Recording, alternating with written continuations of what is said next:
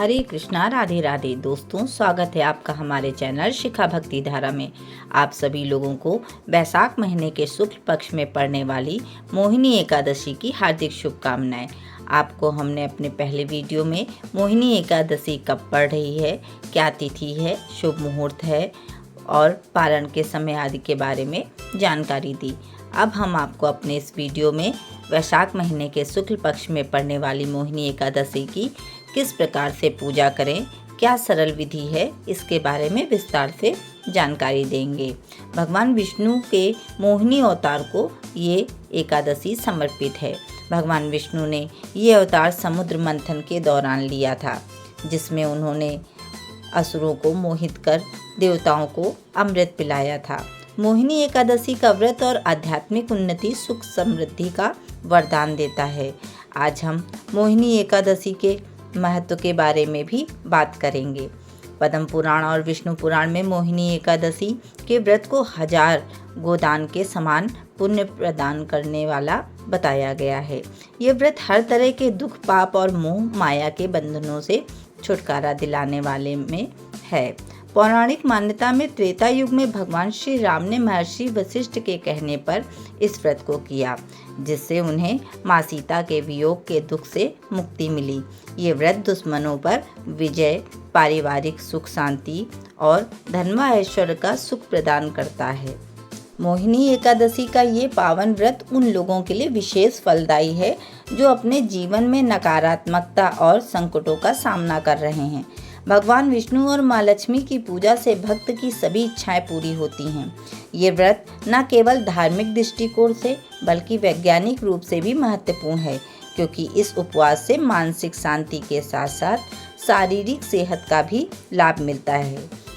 इस दिन व्रत या उपवास रखने से जाने अनजाने में किए पाप खत्म होते हैं। इस दिन विधि विधान से पूजा करने से मोक्ष मिलता है। अब आपको हम इस एकादशी में पूजा किस प्रकार करनी है ये बताते हैं। तो वीडियो शुरू करने से पहले अगर आप चैनल में नए हैं तो चैनल सब्सक्राइब कर लें और आने वाली वीडियो की जानकारी चाहते हैं तो बेल आइकन का बटन प्रेस कर दें ताकि नई वीडियो की जानकारी मिल सके, और वीडियो को लाइक व शेयर करना बिल्कुल ना भूलें। तो चलिए शुरू करते हैं। एकादशी व्रत करने के लिए पहले भी बताया है कि ये 10वीं तिथि से शुरू हो जाता है और 10वीं तिथि पर आप एक समय शुद्ध व सात्विक भोजन करें, जिसमें लहसुन प्याज भी नहीं होना चाहिए।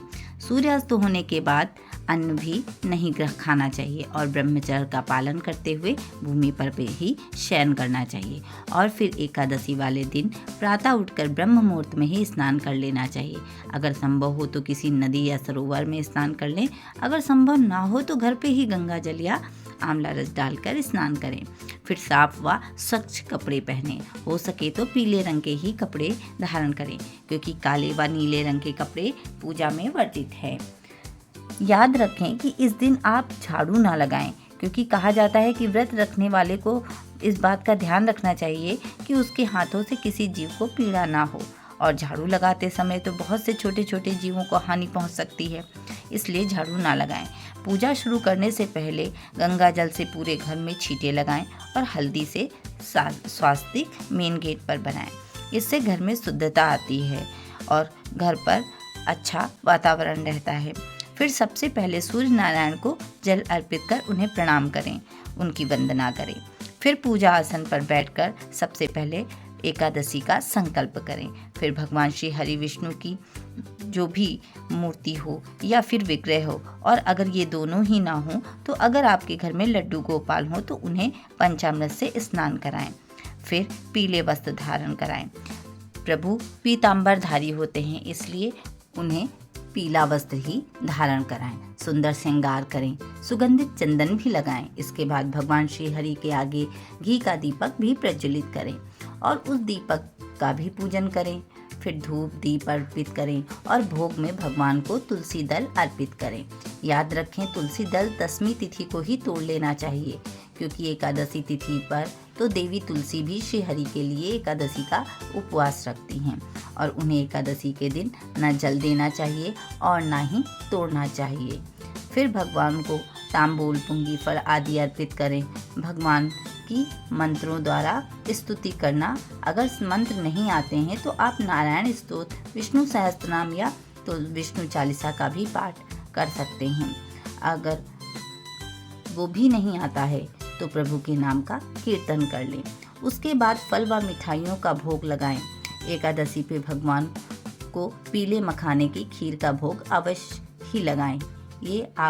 फिर उसके बाद आप पूजा के बाद व्रत कथा का श्रवण अवश्य करें। कहते हैं कि पूजा में व्रत कथा का श्रवण करना अत्यंत ही शुभ माना जाता है और बिना व्रत कथा के पूजा पूर्ण भी नहीं होती है।